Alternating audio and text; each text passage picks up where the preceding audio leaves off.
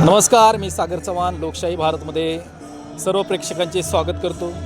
संत ज्ञानेश्वर महाराज पालखी सोहळ्यामध्ये हबप सचिन पवार हे सहभागी झालेले आहेत. ते संत साहित्याचे एक अभ्यासक आहेत. गेली 14 वर्षापासून ते वारीमध्ये सहभागी होत असतात. आज आपल्यासोबत आहेत, त्यांच्याशी आपण थोडी बातचीत करूया. स्वागत आहे आपलं लोकशाही. रामकृष्ण हरी. रामकृष्ण. तुमच्याबद्दल माहिती थोडी सांगा. माझं नाव सचिन पवार. मी वारकरी कीर्तनकार आहे. तत्त्वज्ञान विषयाचा विद्यार्थी आहे आणि सध्या श्रीमद भगवद्गीतेचे आधुनिक अन्वयार्थ जे आहे त्यावर सावित्रीबाई फुले पुणे विद्यापीठामध्ये मी PhD करतो आहे. बाकी लिहितो, बोलतो, वारीमध्ये सहभागी होतो, कीर्तन करतो, भजन करतो, वेगवेगळ्या कामांमध्ये सहभागी होतो. असं सर्वसाधारण सुरू आहे माझं. ही वारीची जी संकल्पना आहे ती नक्की किती वर्षापासून सुरू झालेली आहे, काय सांगाल त्याबद्दल? वारी जी आहे ती वारी ही ज्ञानेश्वर महाराजांचे आईवडील वारकरी होते. म्हणजे ज्ञानेश्वर महाराजांच्या अगोदरपासून वारीची परंपरा आहे. वारी म्हणजे काय? एका विशिष्ट तिथीला आपल्या इष्टदेवतेला दर्शनाला भेटायला जाणं म्हणजे वारी. आणि ती वारी ज्ञानेश्वर महाराजांचे आईवडील करत होते. म्हणजे ज्ञानेश्वर महाराजांच्या अगोदर वारीची परंपरा होते. ती इतकी जुनी वारीची परंपरा आहे आपली. त्यानंतर कोणकोणते संत हे वारी करत आहेत, म्हणजे त्यांनी केली आता? आपला जो संप्रदाय आहे त्या संप्रदायामध्ये निवृत्ती ज्ञानदेव, सोपान मुक्ताबाई, एकनाथ नामदेव, तुकाराम, निळोबाराय ते जनाबाई, मुक्ताबाई आदी करून सगळीच जेवढी संत मंडळींची नावं आपण घेतो तर ही सगळीची सगळी संत मंडळी वारकरीच होती. वारकरी होती म्हणजे मुळात आपला जो संप्रदाय आहे तो काय आहे? वारकरी संप्रदाय. वारकरी म्हणजे काय? वारी करणाऱ्यांचा संप्रदाय. पंढरपूरची वारी करणाऱ्यांचा संप्रदाय म्हणजे वारकरी संप्रदाय. वारकरी संप्रदायाची उपासना काय? मुख्य उपासना वारी करणं ही इथली मुख्य उपासना आहे. एखादा वारकरी आहे म्हणजे काय? पंढरपूरची वारी करतो तो वारकरी. आणि आपल्याला कल्पना असेल की किमान सद्गुरू ज्ञानेश्वर महाराजांपासून तर आज अखेर वारकरी संप्रदायामध्ये जेवढे सत्पुरुष होऊन गेले त्या सगळ्या सत्पुरुषांनी काय केलेलं आहे तर पंढरपूरची वारी केलेली आपल्याला दिसते. त्याला कोणीही अपवाद नाही, कुणीच अपवाद नाही. हे सगळ्याच मंडळींनी ती केली वारी. आपण बोलताना सांगितलं की जो पंढरपूरची वारी करतो तो प्रत्येक जण वारकरी आहे. मग तो कोणताही जातीचा असू द्या, धर्माचा असू द्या, पंथाचा असू द्या. यामध्ये एखादा मुस्लिम जरी वारी करत असेल तर त्याला वारकरी आपण म्हणू शकतो. अगदी नक्की. मी आपल्याला सांगतो की लतीफ, कबीर, मोमीन, मुसलमान, सेना न्हावी जाण विष्णुदास. आम्ही पूजन करत असताना आमच्या डोक्यामध्ये लतीफ महाराज, आमच्या डोक्यामध्ये शेख मोहम्मद महाराज, आमच्या डोक्यामध्ये मोमीन महाराज, ही सगळीची सगळी मंडळी जी आहेत ही सगळीची सगळी मंडळी ही संत मंडळी. आम्ही यांना वारंवार वंदन करतो. साधूची, संतांची, सत्पुरुषांची जात पाहायची नसते.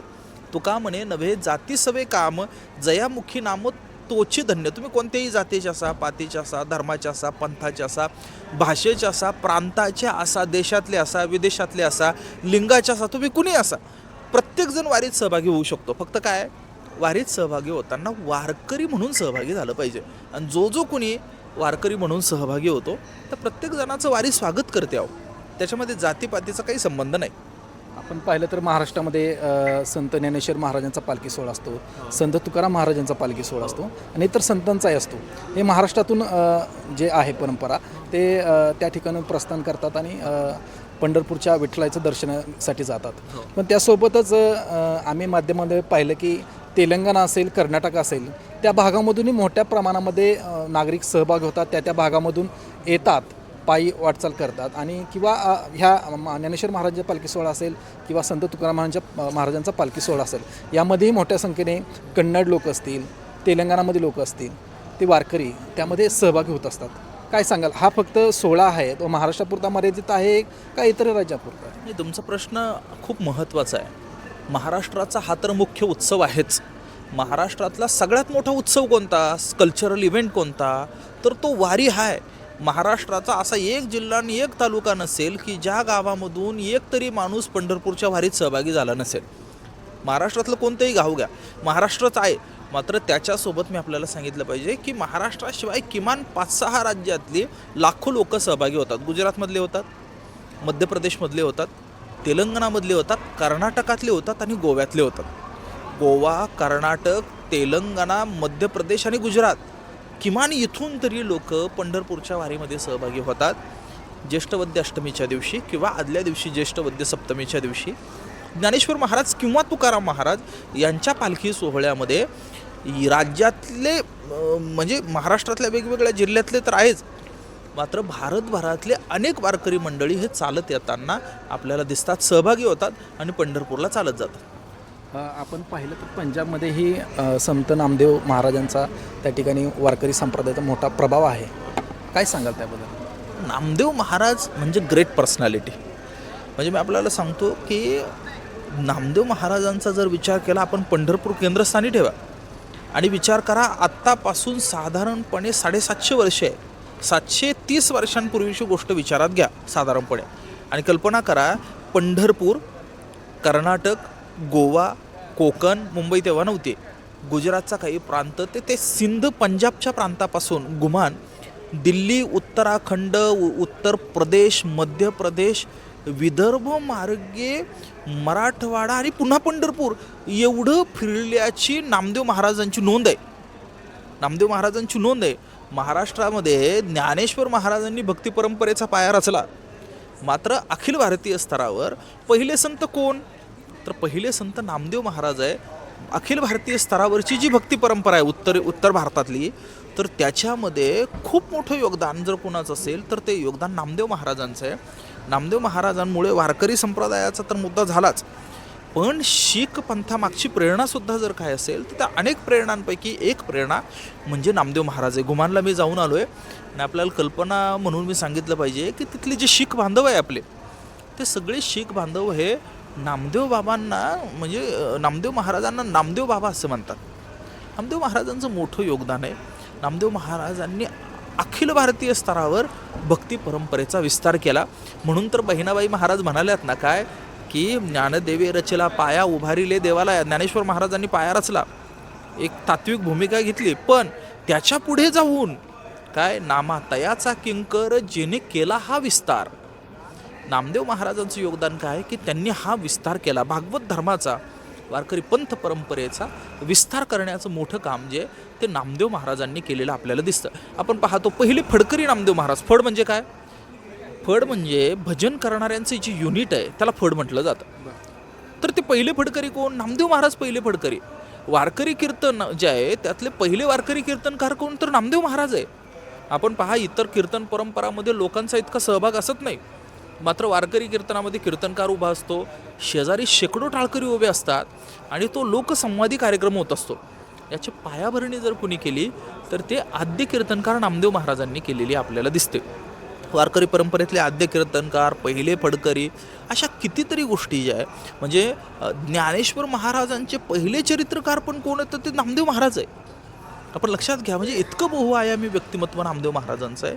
नामदेव महाराजांचं सगळं समजून घेतलं पाहिजे आपण, प्रचंड समजून घेतलं पाहिजे. त्यांचे अभंग गाथा आणि ती इतकं विस्तृत आणि इतकं विशाल आहे, त्यांची भाषा इतकी गोड आहे की त्याच्यापासून तुकाराम महाराजांनी प्रेरणा घेतली. तुकाराम महाराज म्हणाले, मला कवित्वाची प्रेरणा द्यायला कोण आलं? तर ते म्हणाले, नामदेवे केले स्वप्ना माझी जागे, सवे पांडुरंगे येऊन या, सांगितले काम करावे कवित्व. कुणी सांगितलं? नामदेव महाराजांनी सांगितलं. आणि नामदेव महाराजांची अभंग रचनेची जी परंपरा आहे, ज्ञानेश्वर महाराज, नामदेव महाराज, एकनाथ महाराज आणि तुकाराम महाराज अशी ही परंपरा आहे. नामदेव महाराजांचं योगदान जे आहे ते खूप मोठं आहे, खूप मोठं. मी तुम्हाला एक आणखीन संदर्भ सांगतो की गुमानमध्ये त्यांचे 2 शिष्य झाले महत्त्वाचे, एक केशव कलंदर आणि दुसरे जालन सुतार. केशव कलंदर महारोगी होते. एका महारोगी असणाऱ्या व्यक्तीला आपला पारमार्थिक काय म्हणूयात की पारमार्थिक वारसा देणं, तत्कालीन व्यवस्थेमध्ये एखाद्या जालन नाव असणारी व्यक्ती जी उतरंडीमध्ये कुठेतरी खाली असेल, आत्ताच्या महाराष्ट्राच्या प्रवर्गाच्या भाषेत विचार केला तर ती काय ओबीसी किंवा कुठे भटकं विमुक्त याच्यात कुठेतरी असेल. म्हणजे अशा माणसाला 750 वर्षांपूर्वी आपलं पारमार्थिक अधिकार देऊ करायचा. आणि पंढरपुरामध्ये जनाबाईसारखे एक मातोश्री माऊली जी दासी म्हणून काम करते, त्या माऊलीलाही पारमार्थिक शहाणपण द्यायचं हे काम नामदेव महाराजांचं किती मोठं आहे. आपण मला सांगा ना. Namdev Maharaj great personality. म्हणजे मी आपल्याशी अखंड नामदेव महाराजांवर बोलत राहील, इतकं नामदेव महाराजांवर प्रेम आहे माझं. संत नामदेव महाराजांबद्दल आपण सखोल अशी माहिती सांगितली. संत ज्ञानेश्वर महाराजांबद्दल विचारायचं म्हटलं तर संत ज्ञानेश्वर महाराज ज्यावेळेस होते या पृथ्वी तलावरती आणि त्यांची भावंड त्यांना त्यावेळेस त्यांचा आणि त्यांच्या भावंडांचा छेड झालेला आहे. असं वाचनामध्ये मिळतं, उपलब्ध आहे किंवा वाचलं जातं. खरंच आपण साहित्य क्षेत्राचा अभ्यास करत आहात, संत साहित्याचा. कशा प्रकारे त्यांनी त्यावेळेस सामना एक लक्षात घ्या की अभ्यास ह्या वेगळ्या गोष्टी आहे. मी मूळतः वारकरी आहे, मी वारकरी उपासक आहे. मला थोडीशी अकॅडमिक चौकट आहे म्हणून मी त्यात काय करतो, नव्या मेथडप्रमाणे अभ्यास करायचा प्रयत्न करतो. तुमचा प्रश्न असा आहे, ज्ञानेश्वर महाराजांचा छळ झाला का? निश्चित छळ झाला, निश्चित छळ झाला. पण तो छळ होण्याचं कारण काय होतं? ज्ञानेश्वर महाराज क्रांतिकारक आहे खूप. आपल्या सगळ्या महाराष्ट्राला सगळ्या संत सत्पुरुषांकडं जातीच्या दृष्टिकोनातून पाहायची सवय लागलेली आहे. मी आपल्याला सांगतो, संत परंपरेमध्ये पहिला त्रास जो झाला तो ज्ञानेश्वर महाराजांना त्रास झाला पहिल्या या सगळ्या यांच्यामध्ये. तर तो त्रास होत असताना काय कारण होतं? काही नाही, सर्वसामान्य बहुजन जो समाज आहे त्या समाजाला ज्ञानाची कवाडं खुली झाली पाहिजे, याच्यासाठी ज्ञानेश्वर महाराजांनी जी मूग घेतली, त्याच्यामुळे ज्ञानेश्वर महाराजांना त्रास झाला. ज्ञानेश्वर महाराजांना तो त्रास झाला. तो त्रास होण्याच्या अगोदर आणखीन एक पार्श्वभूमी अशी आहे की त्यांचे वडील पण क्रांतिकारक वाटतात मला. कसे की मुळातच ते म्हणजे पूर्वी संन्यास घेतलेला, नंतर गुरु आज्ञेने पुन्हा गृहस्थ आश्रमामध्ये आलेले ते त्यांचे वडील. आणि मुलांना शिकायचा अधिकार मिळावा यासाठी देहांत प्रायश्चित्त घेतलं त्यांनी. देहांत प्रायश्चित्त घेतलं कोणी? त्यांच्या वडिलांनी घेतलं. आणि मग ते देहांत प्रायश्चित्त घेतल्यानंतर सुद्धा ज्ञानेश्वर महाराज, निवृत्तीनाथ महाराज यांनी आळंदी असेल, पैठण असेल, इथं ती आपली भूमिका जी आहे ती मांडली.